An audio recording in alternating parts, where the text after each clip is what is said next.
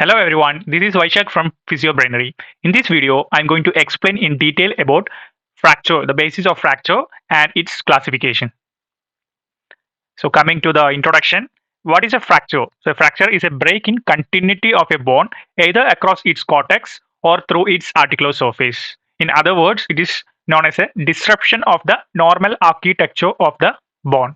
So fracture is a disruption of the normal architecture of the bone. And so this is an example of a fracture. So this particular fracture is known as cotton fracture or trimalleolar fracture. So you can see here is the medial malleolus, this is the lateral malleolus, and this is the posterior malleolus. So these three malleolus got disrupted, and this particular fracture and break in discontinuity of this particular bone, and this particular fracture is known as cotton fracture or trimalleolar fracture. And coming to the classification of fractures, fracture has been classified into different classifications. They are based on etiology. First classification is based on etiology. Next classification is based on the relationship with the external environment. Next classification is based on the displacement. Next classification is based on the pattern. Next is based on the quantum of force. And the other classification is based on the complexity of the fracture. So first classification, that is based on the etiology or cause. The first type is traumatic fracture. So a fracture sustained due to trauma is called a traumatic fracture. Normal bone can withstand considerable force and breaks only when subjected to excessive force. If a particular amount of force it exceeds, the bone cannot be able to withstand and finally end up in fracturing the particular bone. So most fracture seen in day-to-day practice fall into this category. So that is the traumatic fracture. For example, fractures caused by a fall, fracture that occurs due to road traffic accident, fracture that occurs due to fight, etc. comes under this classification, that is traumatic fracture. Second type based on etiology is pathological fracture. A fracture through a bone which has been made weak by some underlying disease is called pathological fracture. The fracture occurring due to any particular disease is known as pathological fracture. A trivial or no force may recur to cause such a fracture. For example, fracture through a bone weakened by metastasis. So there is no particular need of force to cause this particular fracture, that is pathological fractures. So the bone will be getting weak due to some diseases. So for example, a bone may weaken due to a metastasis, that is cancer. Although traumatic fractures have a predictable and generally successful outcome, pathological fractures often go into non-union.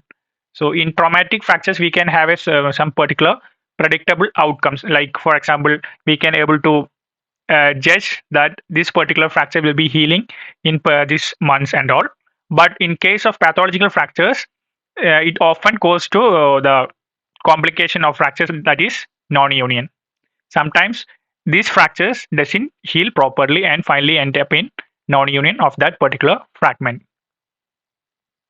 Next classification based on etiology is the stress fracture. So this is a specialized type of fracture sustained due to chronic repetitive injury. By the word itself, in the name itself, it is known as stress. So because of the chronic repetitive injury, that is stress causing a break in the bone trabeculae. This often present as only pain and may not be visible on X-rays. For example, this is a stress fracture of the second metatarsal. So this particular fracture is known as march fracture, and this usually occurs in the march pass.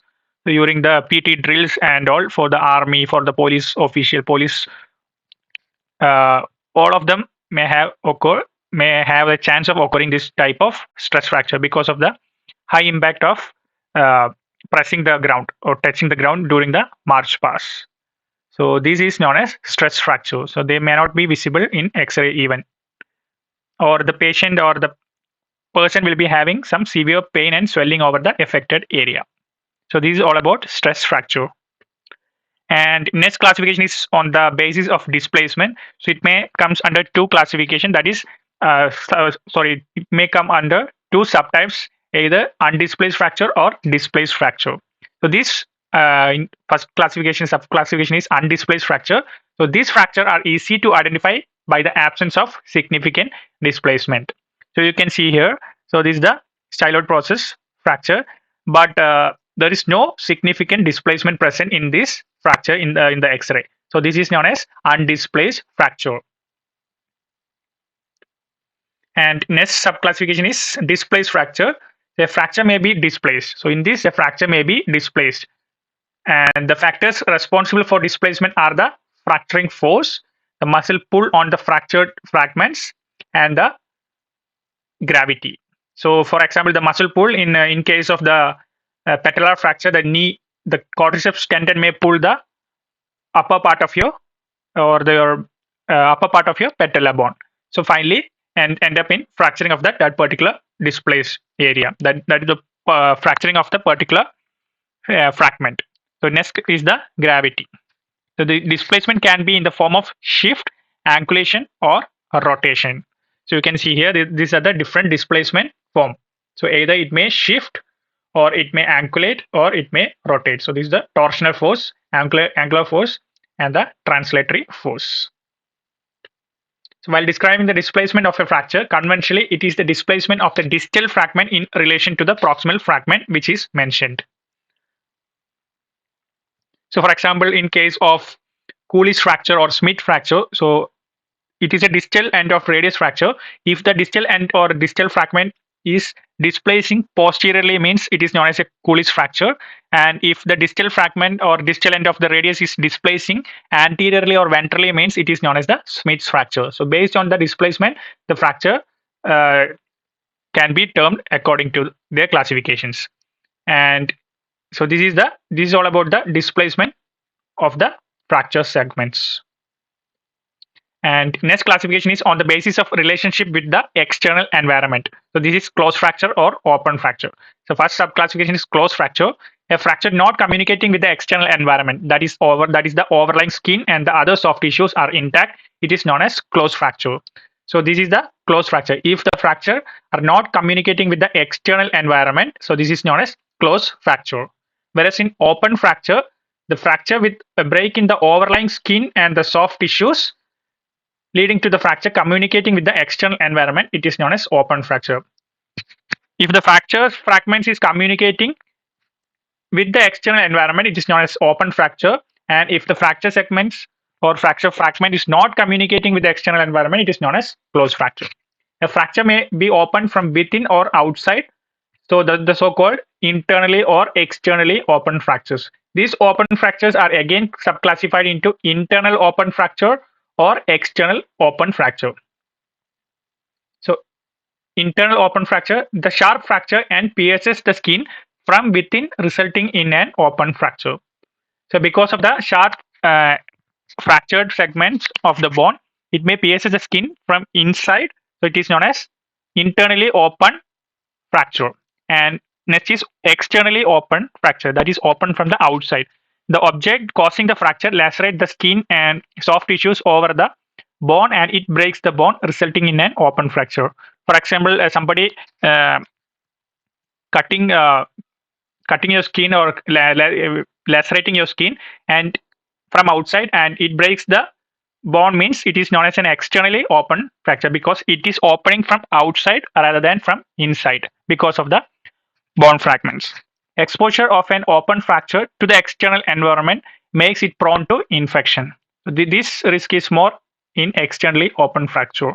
So because the fracture is opening from the external environment from outside, so it is more prone to infection. So next classification is on the basis of complexity of treatment. So it is either simple fracture or complex fracture. A simple fracture is a fracture in two pieces, usually which is easier to treat. This is known as simple fracture. For example, a transverse fracture of the humerus. Next is a complex fracture. A complex fracture is a fracture in multiple pieces, usually difficult to treat. For example, a comminuted fracture of the tibia. So this is all about the simple fracture and complex fracture. That is based on the complexity of treatment. Next is on the basis of quantum of force causing fracture, that is high velocity and low velocity. First one is high velocity injury. These are fractures sustained as a result of severe trauma force, as in traffic accidents, that is road traffic accidents. In these fractures, there is severe soft tissue injury, periosteal and muscle injury. There is extensive devascularization of the fracture ends. Such fractures are often unstable and they are slow to heal. High velocity injuries are often unstable and they are slow to heal. That means they need some time to heal properly. Next subclassification is low velocity injury. So, as in the name itself, they are occurring as a result of mild trauma force as in a normal fall.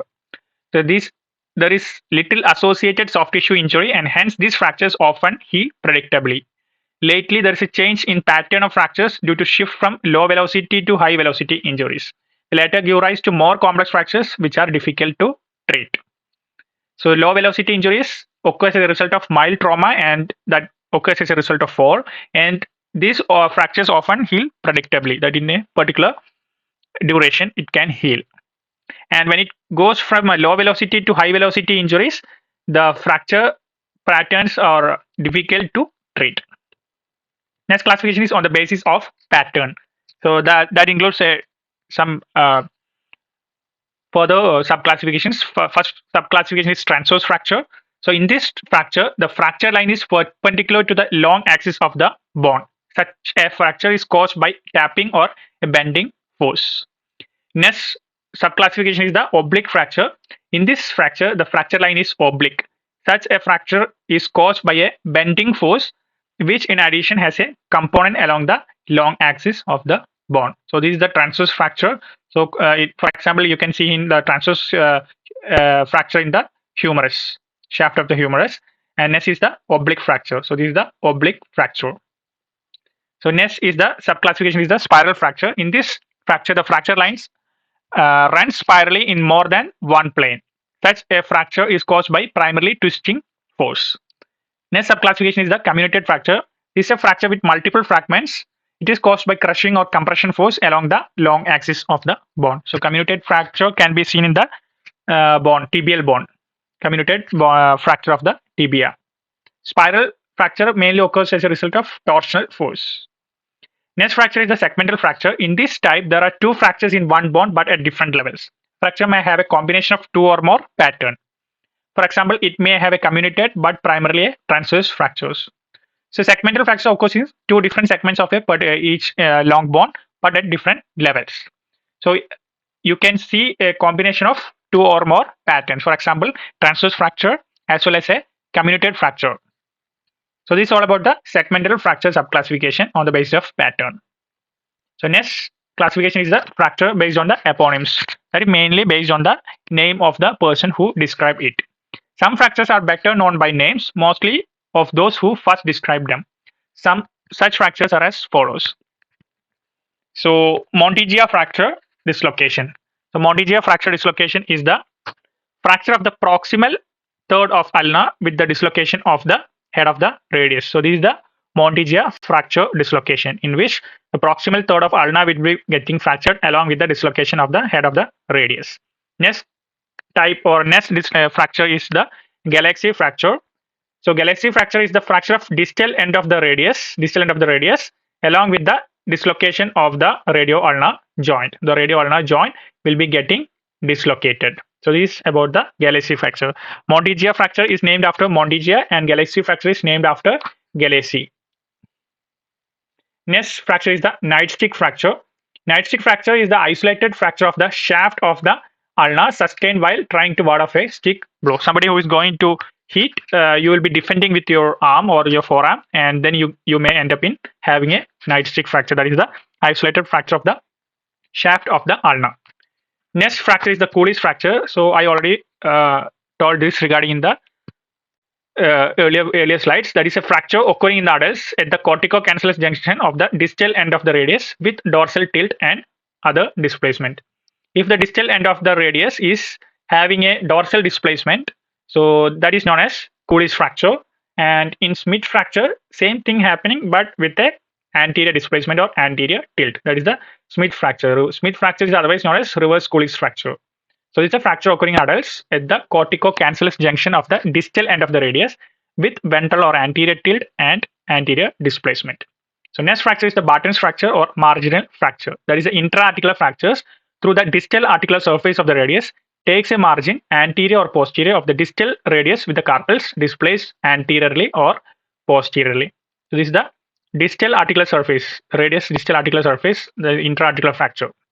So the carpels may be displaced anteriorly or the posteriorly. So this is about button fracture or marginal fracture.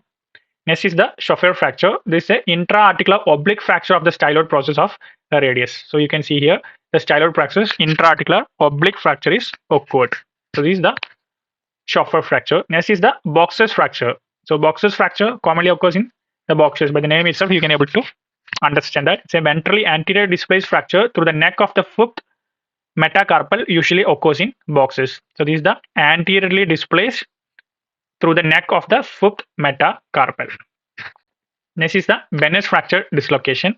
It is an oblique intra-articular fracture of the base of the first metacarpal with subluxation of the trapeziometacarpal joint. So this is an oblique fracture of the base of the first metacarpal along with the subluxation of the trapeziometacarpal joint. Next is swipe injury or swipe fracture. So it is an elbow injury sustained when one's elbow projecting out of the car is sidestepped by another vehicle. So it has a combination of fractures of the distal end of the humerus with fractures of the proximal end of the radius of ulna. So it is also called as baby car fractures. In this sidestep injury or a sidestep fracture, multiple fractures will be occurring. So distal end of the humerus will be getting fractured along with the proximal end of ulna and the radius. Next is the bumper fracture. So it is a comminuted depressed fracture of the lateral condyle of the tibia. So you can see here lateral condyle of the tibia will be getting depressed. So this is the depression fracture of the lateral condyle of tibia. Next fracture is the Pott's fracture, that is the bimalleolar ankle fracture. So both malleolus will be getting fractured, lateral malleolus and your medial malleolus. Next, the cotton fracture, that is a trimalleolar fracture. So both your lateral, medial and posterior malleolus will be getting affected. So that is a cotton fracture. Next is the Massonier's fracture. It is a type of ankle fracture in which the fracture of the neck of fibula occurs. So fracture of the neck of the fibula will be occurring. Next is the pylon fracture. So pylon fracture is a comminuted intra-articular fracture of the distal end of the tibia. So comminuted distal end of the tibia fracture is known as the pylon fracture. This is the aviator fractures. Aviator's fracture is the fracture of the neck of the talus. Next is Chopard fracture dislocation. Chopard fracture dislocation is a fracture dislocation that occurs through the intertarsal joints. So Chopard joints or intertarsal joints. So this is the Chopard fracture dislocation. Next is the Jones fracture. Jones fracture is the avulsion fracture of the base of the fifth metatarsal. Base of the fifth metatarsal is getting avulsed. So that is the avulsion fracture of the fifth metatarsal, that is known as Jones fracture. Next is Rolando fracture. Rolando fracture is the fracture of the base of the first metacarpal. That is extra-articular fracture of the base of the first metacarpal is known as Rolando fracture. Next is Jefferson fracture. Jefferson fracture is the fracture of first cervical vertebra. And next is whiplash injury. Cervical spine injury where sudden flexion followed by the hyperextension takes place. So that is the whiplash injury. Next is chance fracture. Chance fracture is also known as seatbelt fracture. The fracture lines runs horizontally through the body of the vertebra through to the posterior elements. So you can see here horizontal fracture lines you can see here through the vertebral body towards your posterior elements. This is known as seat belt fracture or chance fracture. Next is the March fracture. March fracture is the fatigue fracture that occurs of the second or third metatarsals. This is a stress fracture. That is a stress or fatigue fracture, otherwise known as March fracture.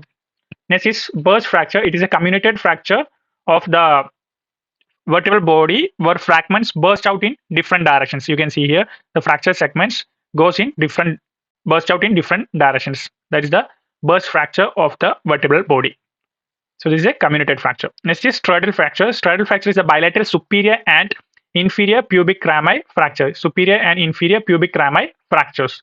And Malagny's fracture, that is a type of pelvic fracture in which there is a combination of fractures, pubic rami anteriorly and the sacroiliac joint or ilium posteriorly on the same side. So this is the combination of pelvic fractures. Next is about mallet finger. Mallet finger is the finger flexed at DIP joint due to avulsion or rupture of the extensor tendon at the base of distal phalanx. Rupture or avulsion of the extensor tendon at the base of the distal phalanx. Next is Clay-Scholler fracture. It is an avulsion fracture of the spinous process. Avulsion fracture of the spinous process of one or more of the lower cervical and the upper thoracic vertebra. Lower cervical or upper thoracic vertebra avulsion fracture of the spinous process is known as clay shoulder fracture. Next is hangman's fracture. It is a fracture through the pedicle and lamina of the C2, that is second cervical vertebra, along with the subluxation of C2 over C3 sustaining hanging. So it commonly occurs in during the hangings, during suicide. Next is dashboard fracture. Dashboard fracture is a fracture of posterior lip of the acetabulum, often associated with the posterior dislocation of the hip. So posterior lip of the acetabulum will be fractured during the posterior dislocation of the hip. So this is all about the introduction of fracture and different fracture classifications. Thank you for watching this video. Please do subscribe this channel and share this channel to your physio friends and fraternity. Thank you.